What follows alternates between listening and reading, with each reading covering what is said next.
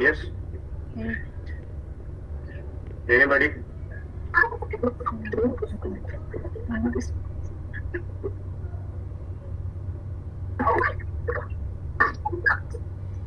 Description as program answer. Length is program length is value others. Yes, value.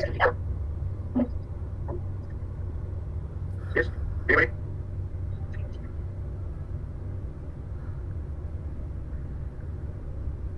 Yeah. Length is 3 and value is. Sorry, length is 4. 4 is the levels. 5 sir. Length is 5. Length is 5 and value is others. Value is others and length is 5. What do you think is the error in the program? Do you have any error in the program? 5 instead of SAS it should be SQL. Statement you should write before. And the statement should be before. But that wouldn't give the error.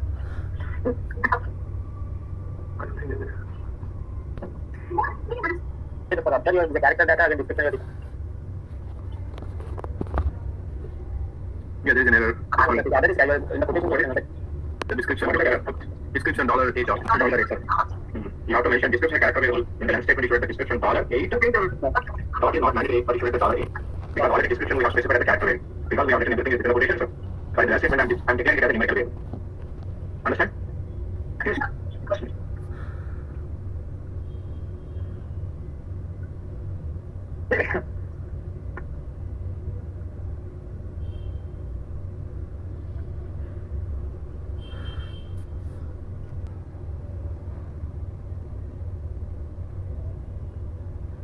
I think we have discussed these questions, right?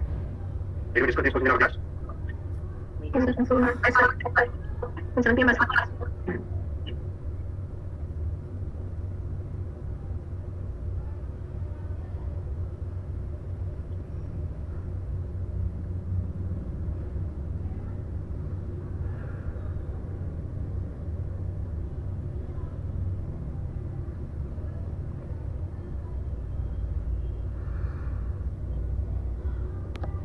Okay. Remember what we were discussing in the last class?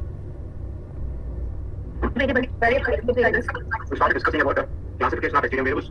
And I told you, in STM we always collect the data in the form of records or observations. So when we have the same kind of observations, alright,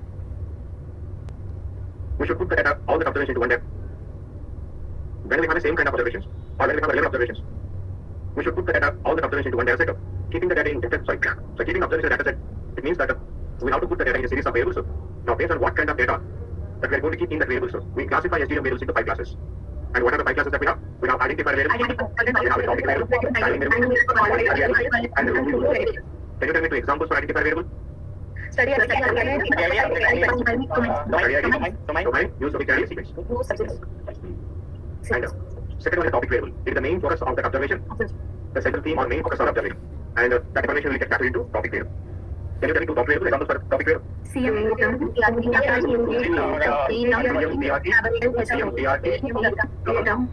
SCD. LV, SCD. Okay, and then we have seen timing variables. If you have a time-related information, that information will be get captured into timing variables. And there are 2 examples for time variables.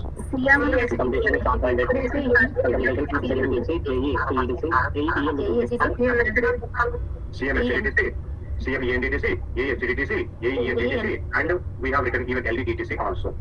Okay? And after that were qualifier variable, and then after the qualifier variable, rule variable. What is the condition for start, and what is the condition for end, and what is the condition for the branching, or what is the condition for transition? If we have such kind of information, we collect that information in the rule variable. And what are the examples for rule variables we have seen? Star branch, star trans. TA branch, TA branch. TA stands for trial arms to branch, arms to branch. That means where the study is dividing into a number of branches. We'll discuss about that one even more in the later classes. And this is what we have seen in the last class. And after that one, now we are going to discuss about, qualifier variable. And I told you, the qualifier variable again divided into 5 classes. Okay, the first qualifier variable is called a grouping qualifier. Grouping qualifier. What is the grouping qualifier will do? It can group together relevant observations within the same table, within the same data set. And whichever variables that we can group together observations, those variables we call them a grouping qualifiers. I will tell you one example. In future, we are going to have a data set called LB. LB stands for laboratory test reports. Okay? In the laboratory test reports, Sir, your voice is not audible, sir. Is the same problem for everybody? Audible, sir.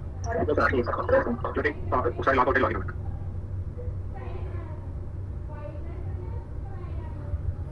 Now, we are going to have a data set called LB. In the LB data set, we are going to have a variable called use subject ID, USUBJ ID, and then we are going to have LB test CD, and then we are going to have test CD, then we are going to have, say for example, LB or RS. Give me 1 second.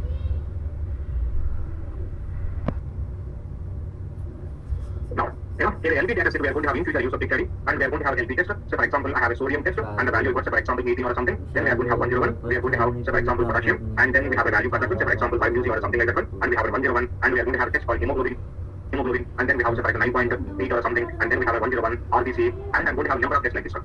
Just imagine we have a test like this one. You know what? When we have a test like this one, I want to group together all the observations which comes under one category. So for example, irrespective of the subject, I want to put all the chemistry testing as one group, all the biochemistry into one, all the urine analysis into one, and all the, say for example, serology, serum analysis into one. So in future, I'm going to have a variable called LB category. In the LB category, say for example, if it is sodium, then what we're going to have there, we are going to have a chemistry. Okay, and if it is potassium, again what we are going to have here, we are going to have a chemistry. And then in hemoglobin, we are going to have a hematology. Okay, and if in RBC, again we are going to have hematology. Like this one, and we are going to have a variable called LB category. Okay, and this what is this LB category we are going to have? This test comes under which category? So what I'm going to do in the future, by using that LB category, I'm going to group together all the relevant observations within this data set. Irrespective of the subject, I want to put together all the chemistry related tests into one group, biochemistry into one, just serum analysis into one, and urine analysis into one, like that. So whichever variable that you are going to use to group together such group of observations as one group, that variable comes under grouping qualifier. And this grouping qualifier variable is going to be present almost in all the testing data sets. So if the grouping qualifier is present in LB data set, we call it as name LB category. And we are going to have the same grouping qualifier. We are going to have EE data set, then we are going to call it as a name EE group, EE category. So that means we are going to have this category variable in almost all the data sets. Understand this one? So category is an example for grouping qualifier. And at the same time, we are going to have one more variable called, say for example, LB subcategory. And the same way, we are going to have one more variable called AE subcategory. So this category and subcategory. So since all the domains are going to have a category and subcategory, to generalize this one, I'm going to specify it as a hyphen category. That means the hyphen can be LB, it can be AE, it can be CM, it can be anything. So category and subcategory are the best examples for grouping qualifier. Understand this one? Now, once you're done with the grouping qualifier, the next variable class that we're going to have result qualifier. And what is result qualifier? It can describe the specific results associated with the topic variable. In future, I'm going to have a record like this one. What the record I'm going to have? This is the record I'm having. Subject ID 101 having 245 μc per ml blood glucose. Blood glucose. 101 having 245 μc per ml blood glucose on, say for example, digit 3. This is the record I'm having. But do we have any test result in this one? And remember, I told you if you have an observation like this one, whatever the blood glucose we have, and this comes under a variable called test CD, and particularly this is going to come under test CD. Then we can see blood glucose. Now, do you have any result which is related to the topic variable called test CD, which is the blood glucose? And yes, we have 245. Whichever variable captures this test result, now that variable comes under result qualifier. That means if you have any laboratory test result in your observation, whichever variable captures that laboratory test result, now that variable comes under the result qualifier.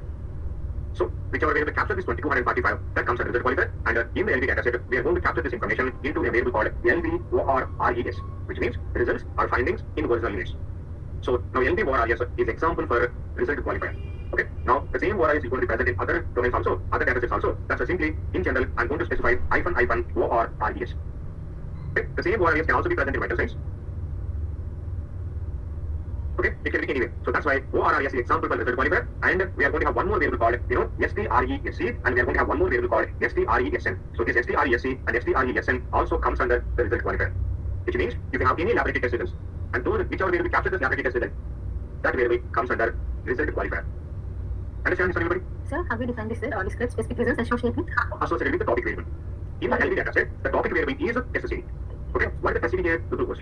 Do we have any result associated with this glucose test in this record? Yes, we have 245. This is the test results of the glucose. Now, this test results will be captured by which variable? The result qualifier. Now, once you're done with the result qualifier, the next variable that we are going to have is serum qualifier. Okay, what do you mean by serum qualifier? So, for example, in future we are going to have a domain called LB. In the LB domain, we are going to have a topic variable. You know what the topic variable we are going to have? We are going to have a topic variable called LB test CD. In LB test CD, we are going to have a test type. So if it is a hemoglobin tester, we are going to have it as a HB.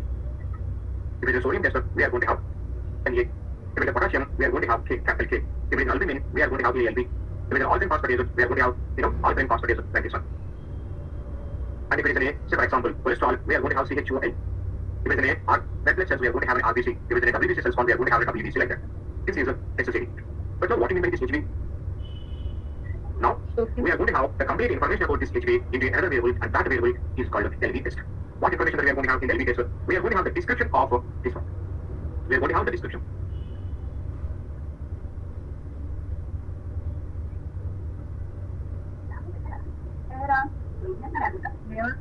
Okay, now in the LV test, when we have a test in HB, in the test we are going to have hemoglobin. And when we have an A, when we have an Na, what we are going to have in the test now, we are going to have a sodium.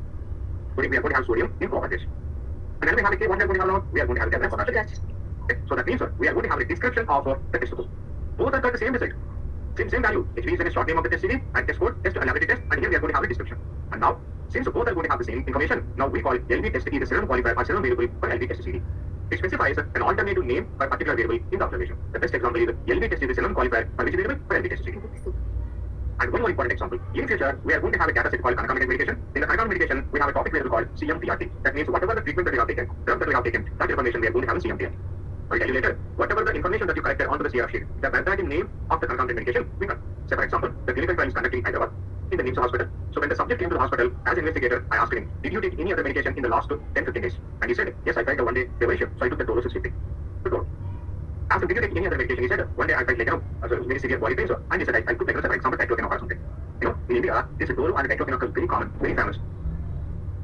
But how an every person will complain about this medication? May or may not know about this medication. That's why what I'm going to do in future, by using double input drug dictionary, I'm going to generate a generic, a common pigmented term which is equivalent to Dolo. I'm going to get that information. I will put that information into a variable called CMD code. In the CMD code, what we are going to have? We are going to have a chemical term for the Dolo. It is paracetamol or something, and diclofenac, whatever the the chemical term that we have for that one. And that we are going to have in the T code. By using a double input drug dictionary, we are going to generate equivalent word for the Dolo, and it is a standardized dictionary word. I'm going to keep it in CMD code. In the same way, equivalent to diclofenac, I'm going to put a chemical word, a standardized word in the CMD code. Now that means that whatever the standardized word I'm keeping here, now this is just equal to Dolo only, but this is a local verbatim name, and this is a standardized dictionary name. And now CMD code is example for serum qualifier of CMTRT. Understand this, everybody? Now, if you ask me what are the examples for serum qualifiers, what you can say? Test is a serum qualifier for me, SCD. And the D code, in the scenario, CMD code is a serum qualifier for me, it is going to be serum qualifier for me, or serum qualifier for CMTRT. So both are going to have the same terms, but the D code and the test is going to have a description of that. And once we're done with the serum qualifier, the next variable that we are going to have is a variable qualifier. The next one is a variable qualifier. What is variable qualifier? It is further describe or modify or describe a specific variable with an observation, and is going to give a meaningful word, a statement to the variable. I'll tell you a simple example. In future, we are going to have a data set called concomitant medication. In the concomitant medication, we are going to have a variable called CM treatment, and then immediately we are going to have the next variable CM dose.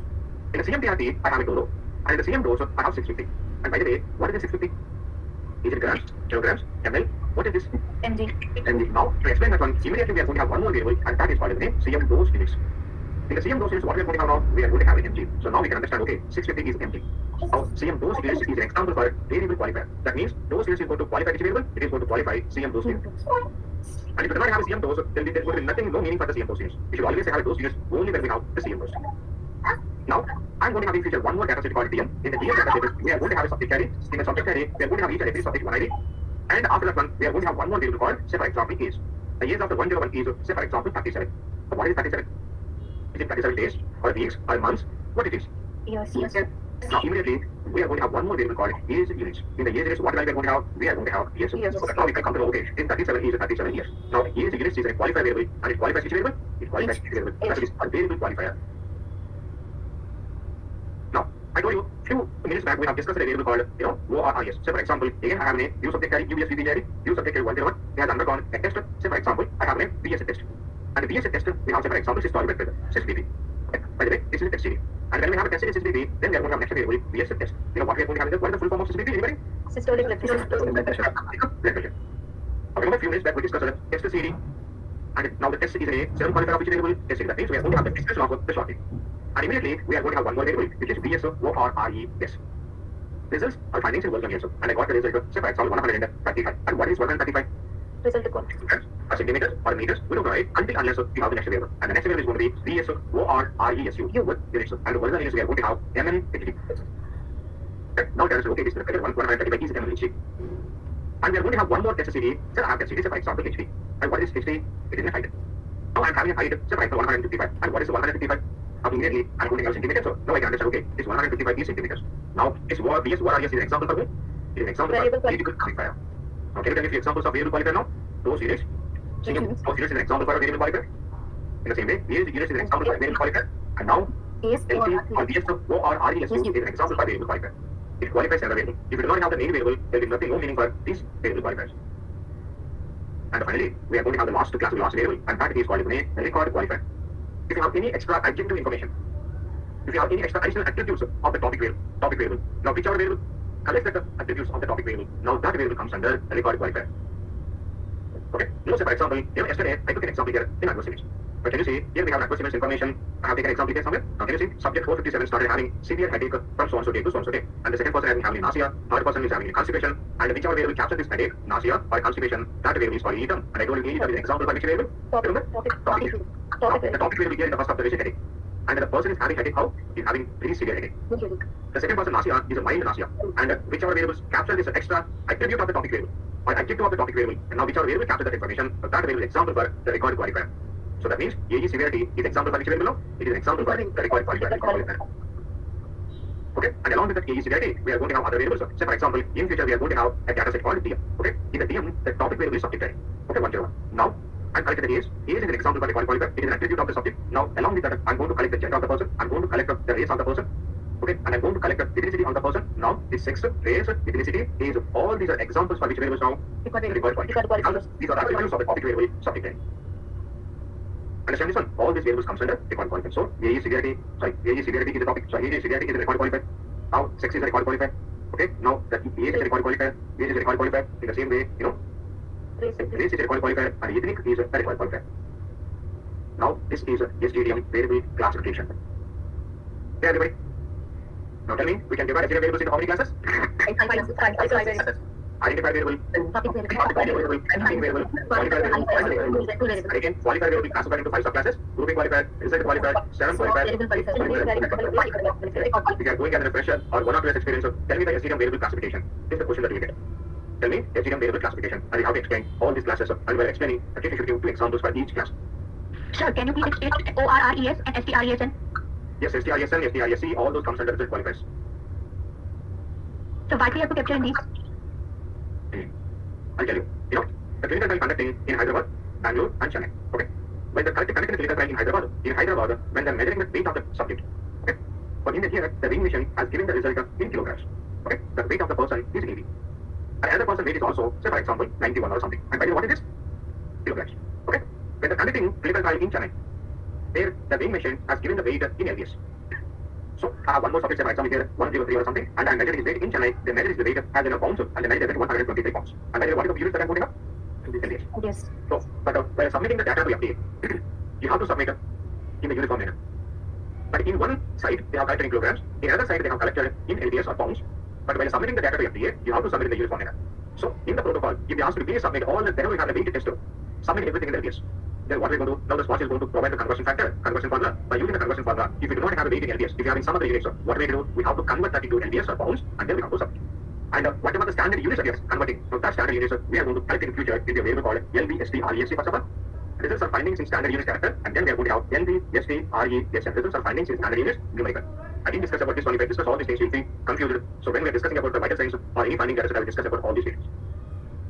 In one laboratory, they have collected glucose in UC parameter. In another laboratory, they have collected the information UC per deciliter. But since it's SDCM, you have to submit the uniform units. Okay? By using so whatever that we have collected in CRM comes under BS1 and when we have standardized that one, that information, character information is going to be in STRESC, then numerical information is going to be in STRESN. Clear, Madhavi? Yes. Okay. So this is about the SGDM variable classification. Clear, everybody? Yes.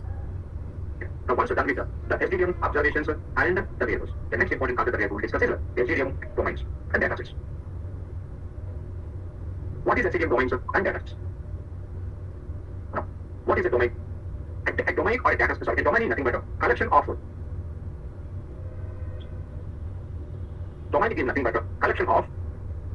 logically related observations with a common topic. Collection of logically related observations with a common topic. Say for example, now again I'm going back to the example that what we have discussed in yesterday's class. Now say for example, I have 3 observations here. Now, do you know what is the common topic of all the three observations? Read them. What is the common topic? Commonality? Adverse event. One person has got headache, another person has got nausea, another person has got constipation like that. So the commonality is an adverse event. When you collect all the observations as one group, with the common topic, if you put all these observations into one table, and that table we call it as one domain. We can define domain, collection of logically related observations with a common topic. Say for example, I am conducting a phase 2 clinical trial. In this study, for example, 650 subjects are involved, and this is a 3-month study. Okay, now during the 3 months, some of the subjects was faced with some adverse events. Say for example, around 70 subjects faced some adverse events in the 3 months. One person has faced headache, or constipation, or vomiting, or nausea, fever, rashes, cough, cold. So, if I collected all the adverse events observations, if I put all the observation information into one table, now that table is called an adverse event table, and that is called a domain, an adverse event domain. The common topic is what is the topic of the commonality of the adverse event. Now again, in these 3 months, out of this 650 subjects, what I did, some of the subjects, in the 650 subjects, one subject is a diabetic patient, so in one clinical trial. But the diabetic patient is also having another problem, thyroid. So along with my medication, he will take the thyroid medication also. And I have one more subject.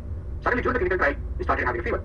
To come out of the fever, what he will do, he is going to take one more medication for the fever. That is not my medication. He has got some other problem. To come out of that one, he has taken another medication, and that is called concomitant medication. If anybody has taken such kind of medications other than the life-study medication, I'm going to put all that information, all the observations into one data set, one table. And what is the commonality is concomitant medication.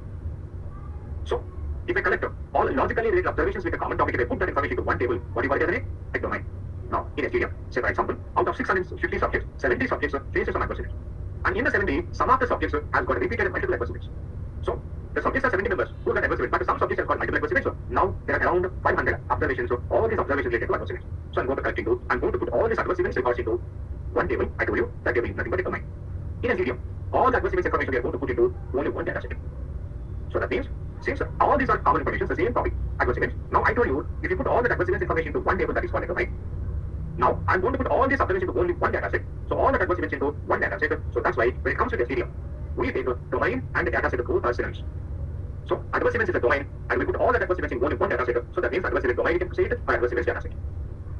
During the clinical trial, we are going to collect all the vital signs. So, since all these are vital signs, the common topic variable is the common topic is the commonality is vital signs. Now, since I'm keeping all the vital signs information into one place, that is called VS domain, so vital signs domain, I'm going to put all this information into one table, one data set, and that will be represented with one data set. That means that is the VS domain or VS data set. So, when it comes to the stadium, each domain we represent it with one data set. That's why we take a domain and the data set, both are synonyms. But if somebody asks you how we can define a domain, then how we are going to define it? It is a collection of logically related observations with a common topic. If you have vital signs, one observation or 10 lakhs observation, doesn't matter, you have to put all that into only one data set. You should not split them. It may be one observation, it may be one core observation, so but still we are going to keep only one data set. That's why a domain is nothing but a data set.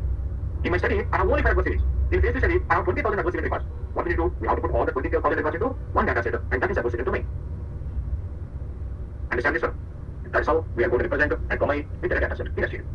Now, in a stadium, each domain or data set, we always distinguish it with a unique 2-character codes.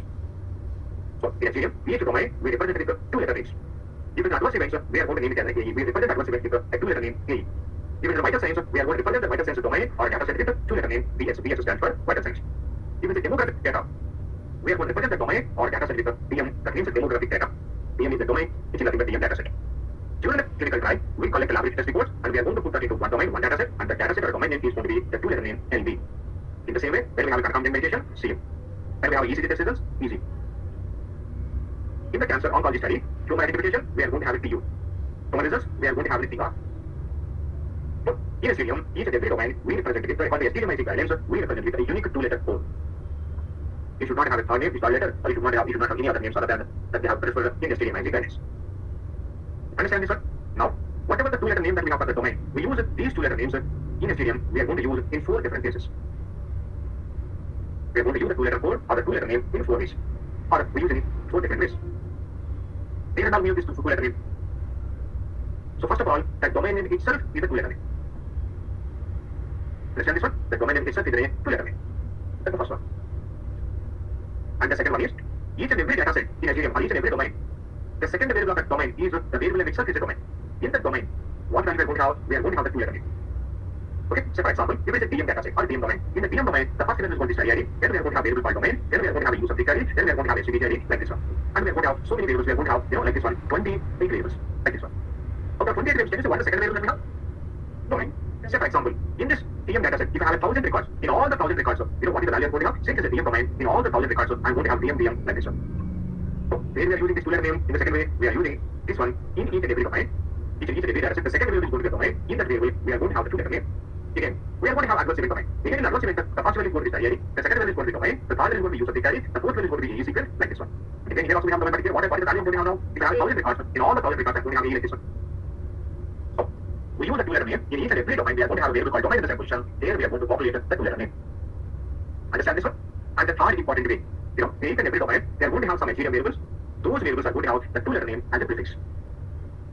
So for example, take the domain. In the domain, we are going to have a variable called AE severity. Now we are going to have a variable called AE top.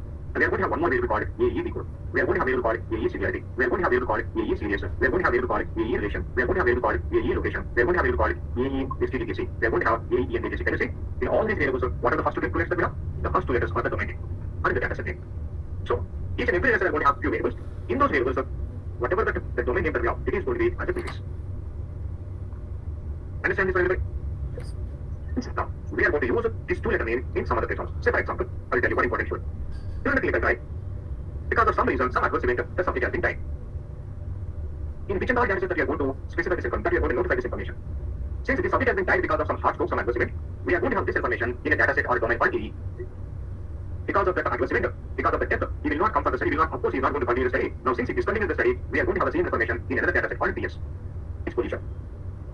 Since death occurred, we are going to have the same information in another HTML domain called PD. PD stands for death details. Now finally, when the subject has been died, the death information, the death details, we are also going to find in a domain called DL. So that means the same death information now we can find in 4 different domains, 4 different datasets.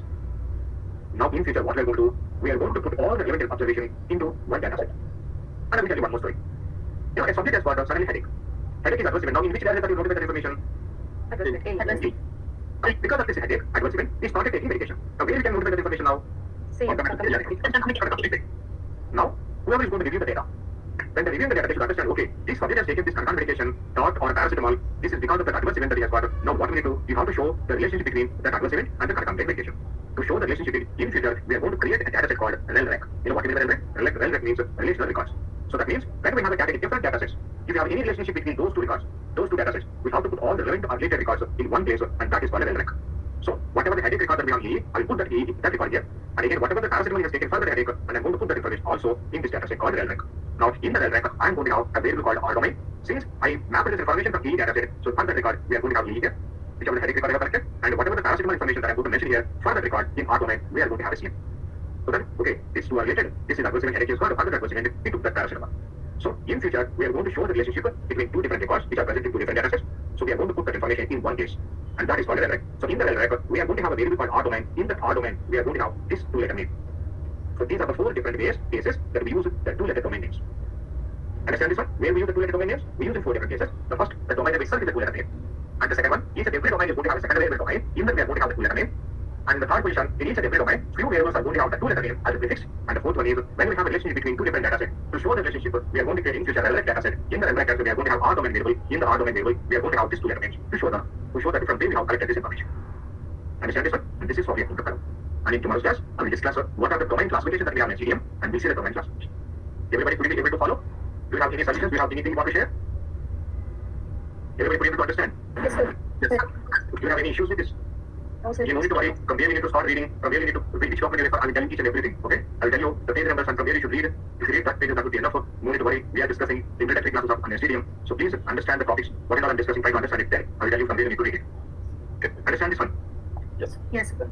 If you have any issues, please let me know. Okay? We'll discuss about that. Only to visit if you have any doubts, please let me know. That's all I want to do. Yes, Pradeep. Yes, it's just a general question. So when we keep all the related information to its corresponding domain, for example, DM or DS or DE, whatever, and we standardize that onto SDTM guidelines. So these are SDTM guidelines. Now, when we move towards Adam, do we combine all this information, or we just keep it in a separate data? Or how do We combine. Depends on the requirement. Again, we are going to remerge all this information and we are going to put it in one dataset again in Adams. Okay. So Adam, yeah, in here in STDM, we'll have all the different information in one domain called EX. Okay? And we have adverse information in another domain called EE. Okay? Now I want to know when the adverse event occurred, how much dose the subject is taking. Okay? I want to put it together. So what I will do now, I will combine the exposure domain with adverse event domain, and I will create one dataset. okay, got it. And then you run analysis on it, it will be like graphs and all that stuff. Yes, then we'll do analysis and then we'll plot the graphs. Okay, it makes sense. Yep. Okay, then see you in tomorrow's class. Thank you, sir.